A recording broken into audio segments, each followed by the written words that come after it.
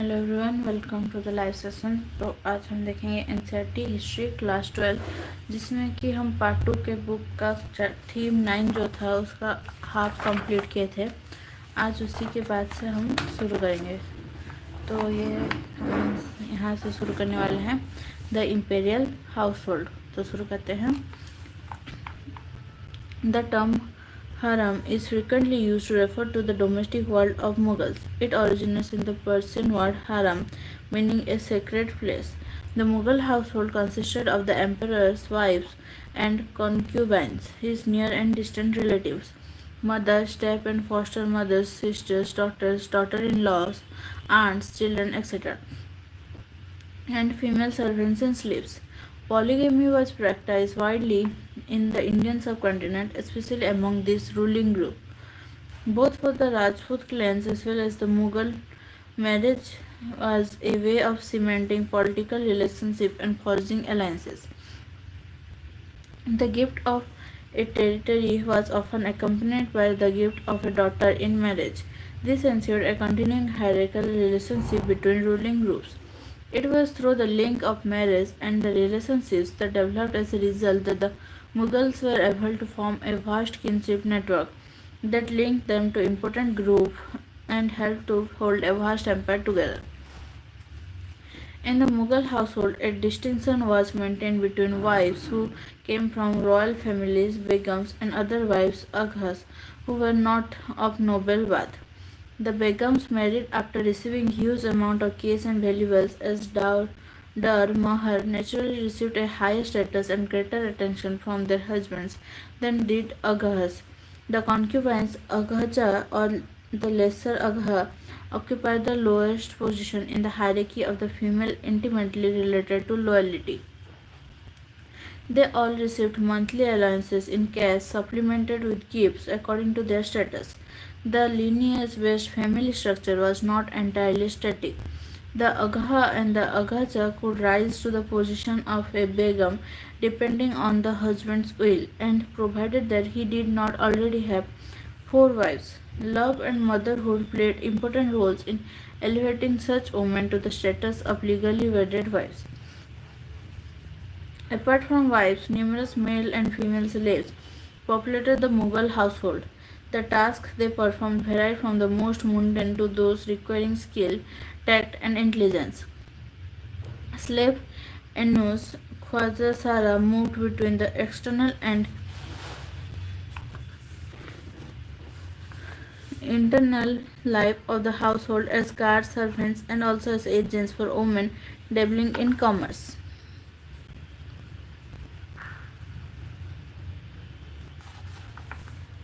After Nur Jahan, Mughal queens and princesses began to control significant financial resources. Shahjahan's daughter Jahanara and Rosanara enjoyed an annual income often equal to that of high imperial Mansabdas. Jahanara, in addition, received revenues from the port city of Surat, which was a lucrative center of overseas trade. Control over resources enabled important women of the Mughal household to commission buildings and gardens. Jahanara participated in many architectural projects of Shahjahan's new capital, Shahjahanabad or Delhi. Among these was an imposing double-storied Karvasarai with a courtyard and garden. The bazaar of Chandni Chowk, the throbbing center of Shahjahanabad, was designed by Jahanara. An interesting book giving us a glimpse into the domestic world of the Mughals is the Humayun Nama, written by Gulwadan Begum. Gulwadan was the daughter of Babur, Humayun's sister and Akbar's aunt. Gulwadan could write fluently in Turkish and Persian. When Akbar commissioned Abul Fazl to write a history of his reign, he requested his aunt to record her memoirs of early times under Babur and Humayun for Abul Fazl to draw upon. What Gulwadan wrote was no eulogy of Mughal emperors. Rather, she described in great detail the conflicts and tensions among the princes and kings, and the important mediating role elderly women of the family played in resolving some of these conflicts.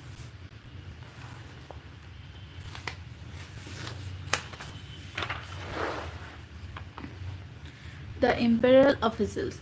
Requirement and rank. Mughal chronicles, especially the Akbarnama, have bequeathed the vision of empire in which agency rests almost solely with the emperor, while the rest of the kingdom has been portrayed as following his orders. Yet, if we look more closely at the rich information these histories provide about the apparatus of the Mughal state, we may be able to understand the ways in which the imperial organization was dependent on several different institutions to be able to function efficiently. One important pillar of the Mughal state was its corps of officers, also referred to by historians collectively as the nobility. The nobility was recruited from diverse ethnic and religious groups. This ensured that no faction was large enough to challenge the authority of the state. The officer corps of the Mughals was described as the bouquet of flowers, guldasta, held together by loyalty to the emperor. In Akbar's imperial service, Turani and Iranian nobles were present from the earliest phase of carving out a political dominion. Many had accompanied Humayun, others migrated later to the Mughal court. The Mughal nobility. This is how Chandrabhan Barhaman described the Mughal nobility in his book Char Chaman, Four Gardens, written during the reign of Shahjahan. People from many races, Arabs, Iranians, Turks, Tajiks, Kurds, Tatars, Russians, Abkhazians, and so on, and from many other countries Turkey, Egypt, Syria, Iraq, Arabia, Iran, Khorasan, Turan. In fact, different groups and classes of people from all societies have sought refuge in the imperial court, as well as different groups from India, men with knowledge and skills, as well as various, for example, Bukharis and Bhakaris, Sayyids of genuine lineage, Sheikhazadas with noble ancestry, Afghan tribes such as the Lodhis, Rohillas, Yusufzai, and castes of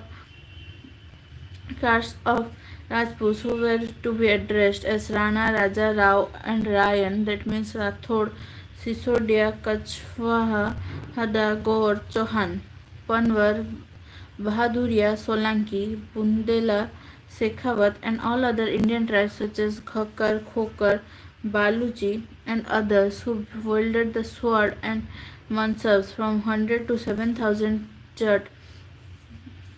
Likewise, landowners from the steppes and mountains from the regions of Karnataka, Bengal, Assam, Udaipur, Srinagar, Kumaon, Tibet, and Kishtwar, and so on. Whole tribes and groups of them have been privileged to kiss the threshold of the imperial court, that means attend the court or find employment.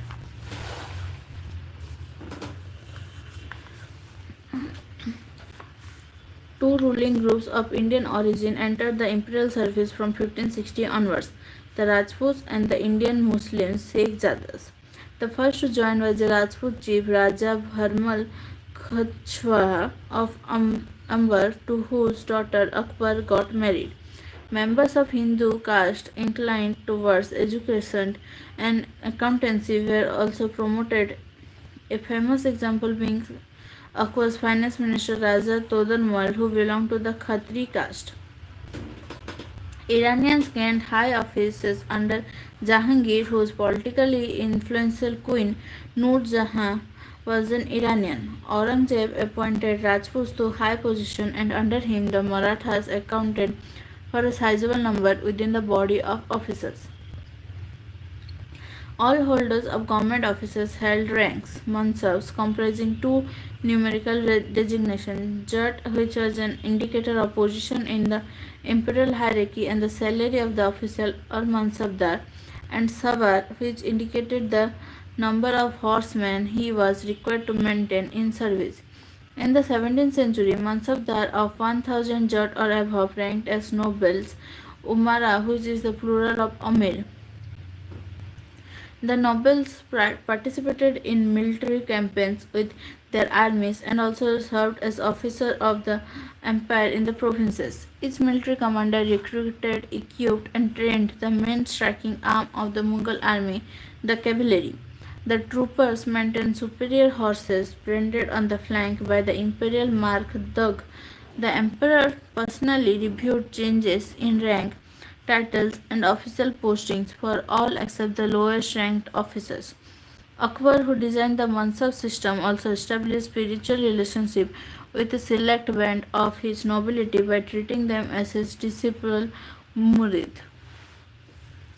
Nobles at court. The Jesuit priest, Father Antonio Montserrat, resident at the court of Akbar, noticed in order to prevent the great nobles becoming insolent through the unchallenged enjoyment of power, the king summons them to court and gives them imperious commands as though they were his slaves.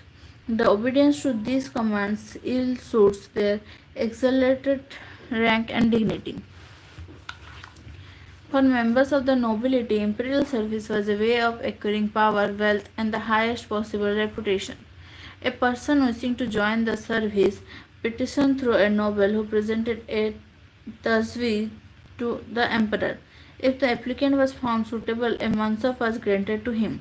The Mir Bakshi, Paymaster General, stood in open court on the right of the emperor and presented all candidates for appointment or promotion, while his office prepared orders bearing his seal and signature as well as those of the emperor. Tasvis was a petition presented by a nobleman to the emperor recommending that an applicant be recruited as Mansabdar. There were two other important ministers at the center, the Diwan-i-Allah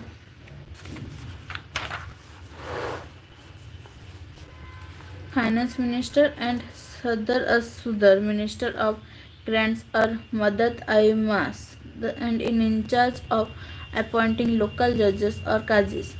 The three ministers occasionally came together as an advisory body but were independent of each other. Akbar, with this and other advisors, shaped the administrative, fiscal, and monetary institution of the empire.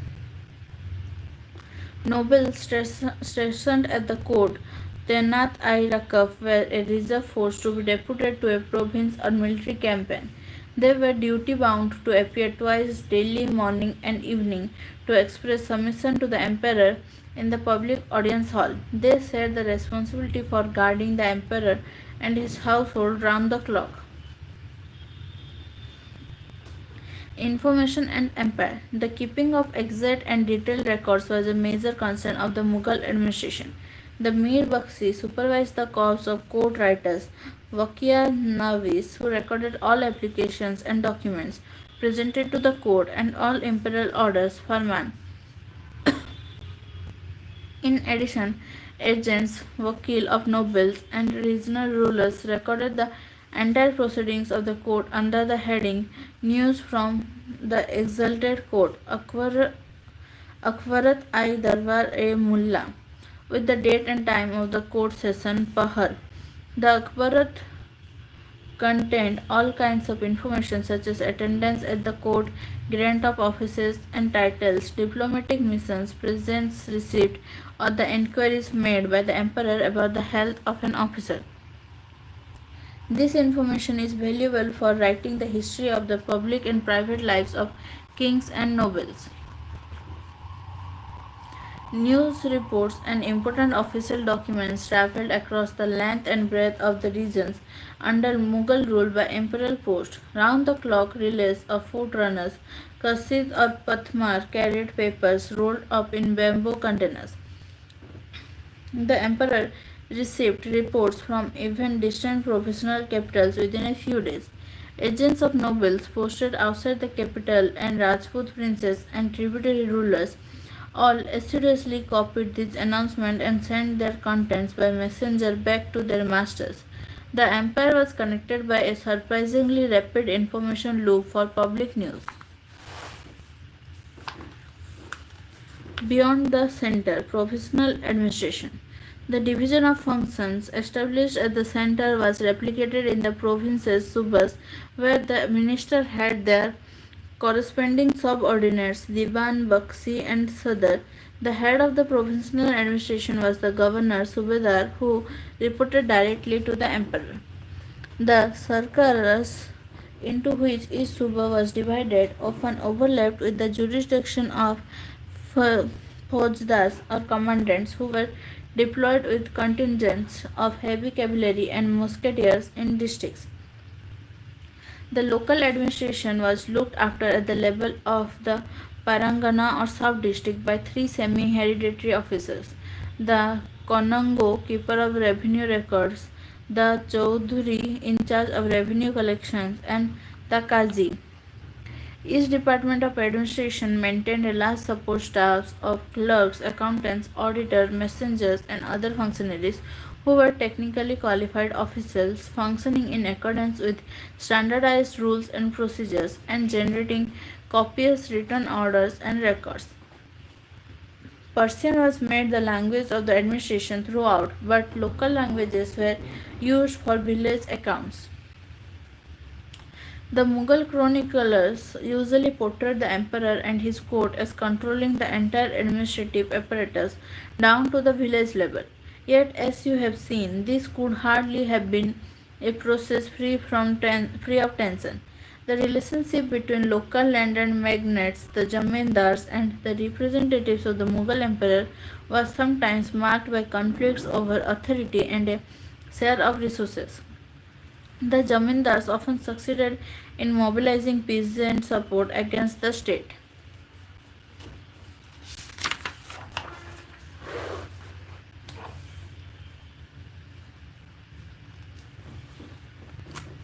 Beyond the frontiers, writers of chronicles list many high-sounding titles assumed by Mughal emperors. These included general titles such as Shahenshah, King of Kings, or specific titles assumed by individual kings upon ascending the throne, such as Jahangir, World Caesar, or Shahjahan, King of the World. The chroniclers often drew on these titles and their meanings to reiterate the claims of the Mughal emperors to uncontested territorial and political control.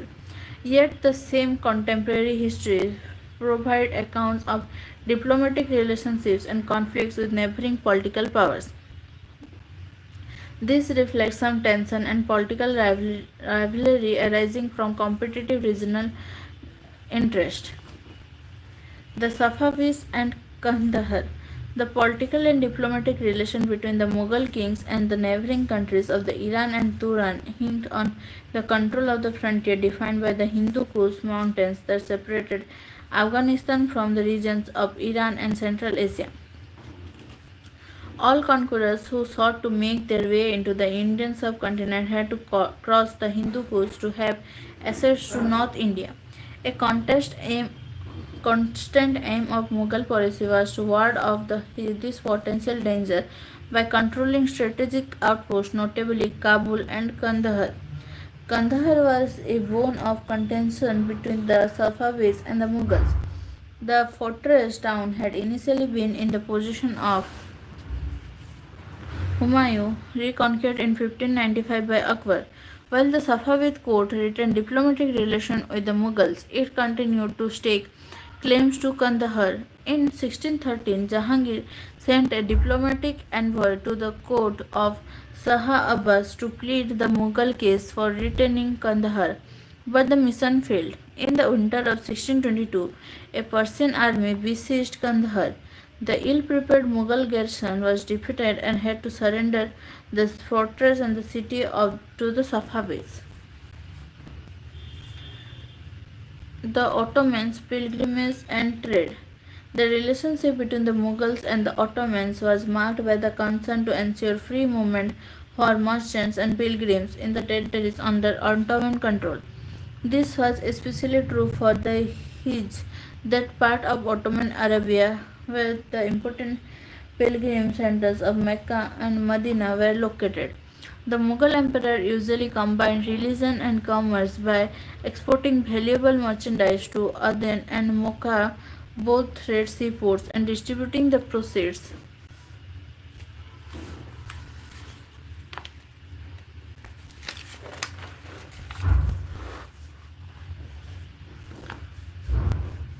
of the sales in charity to the keepers of shrines and religious men there. However, when Aurangzeb discovered cases of misappropriation of funds sent to Arabia, he favored their distribution in India, which he thought was as much a house of God as Makkah. Jesuits at the Mughal court. Europe received knowledge of India through the accounts of Jesuit missionaries, travelers, merchants, and diplomats. The Jesuit accounts are the earliest impressions of the Mughal court ever recorded by European writers. Following the discovery of a direct sea route to India at the end of the 15th century, Portuguese merchants established a network of trading stations in the coastal cities. The Portuguese king was also interested in the propagation of Christianity with the help of the missionaries of the Society of Jesus, the Jesuits. The Christian missions to India during the 16th century were part of this process of trade and empire building. Akbar was curious about Christianity and dispatched an embassy to Goa to invite Jesuit priests. The first Jesuit mission reached the Mughal court at Fatehpur Sikri in 1580 and stayed for about 2 years. The Jesuits spoke to Akbar about Christianity and debated its virtues with the ulama. Two more missions were sent to the Mughal court at Lahore in 1591 and 1595. The Jesuit accounts are based on personal observation and shed light on the character and mind of the emperor. At public assemblies, the Jesuits were sent places in close proximity to Akbar's throne.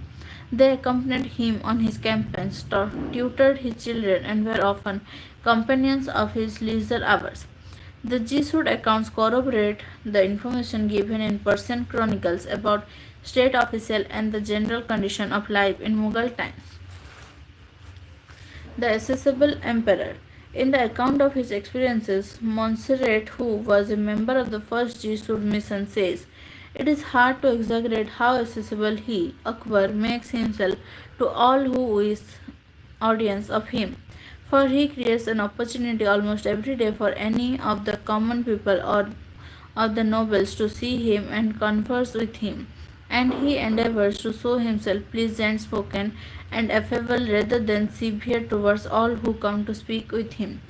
It is very remarkable how great an effect his courtesy and affability has in attaching him to the minds of his subjects."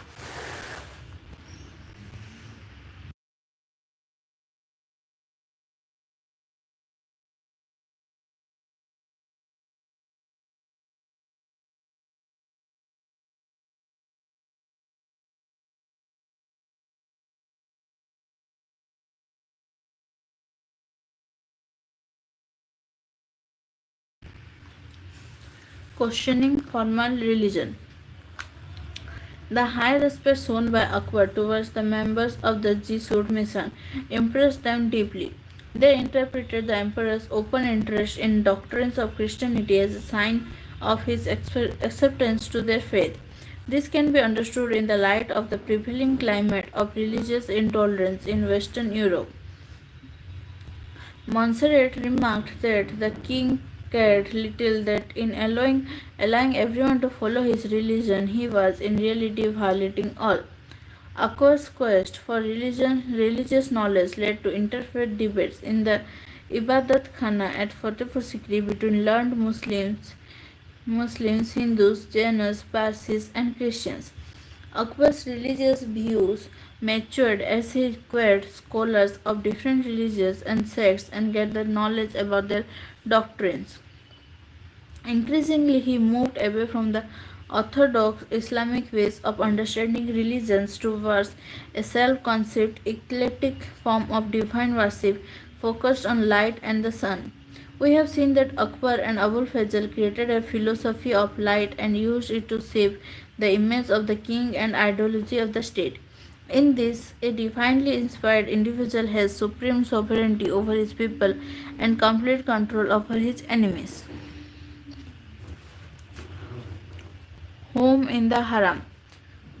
This is an excerpt from Abul Qadir Baduni's Muntakhab ut Tawrik, a theologian and a courtier.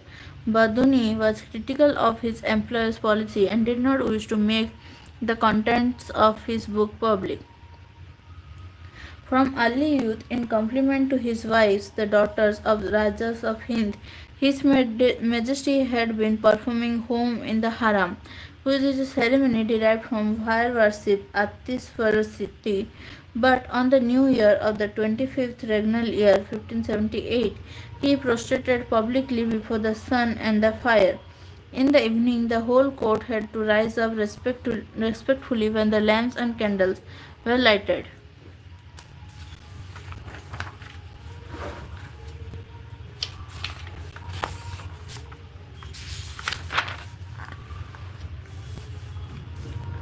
These ideas were in harmony with the perspective of the court chroniclers who gave us a sense of the processes by which the Mughal rulers could efficiently assimilate such a heterogeneous populace within an imperial edifice. The name of the dynasty continued to enjoy legitimacy in the subcontinent for a century and a half, even after its geographical extent and the political control it exercised had diminished considerably. तो ये है timeline जिसमें सब major Mughal chronicles and memoirs के बारे में दिया गया है और ये है इस चैप्टर का एक्सरसाइज। और इसी के साथ हमारा आज का चैप्टर ख़त्म होता है और साथ ही हमारे हिस्ट्री का पार्ट 2 का बुक भी ख़त्म होता है। तो कल से हम पार्ट 3 का बुक शुरू करेंगे। और आज के सेशन के लिए इतना ही। डेली लाइव क्लास ज्वाइन करने के लिए चैनल को सब्सक्राइब कर दीजिए और नोटिफिकेशन आइकन को क्लिक कर दीजिए। Thank you, thanks for joining.